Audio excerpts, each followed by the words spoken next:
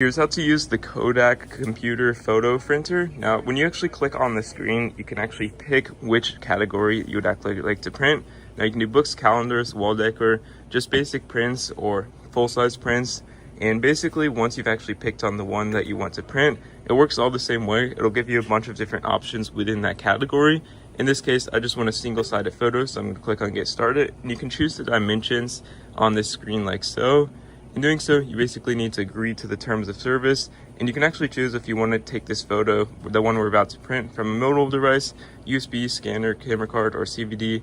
And basically, I would pick a mobile device, and when you click on this right here, it'll bring you to the next screen. You can pick your type of device and pick on which one you'd like to print, whether it be cable. There's simply cables right here, so it makes it really easy, or unless you want to airdrop it or, things like that. Now, once you've done that, you basically want to connect your phone.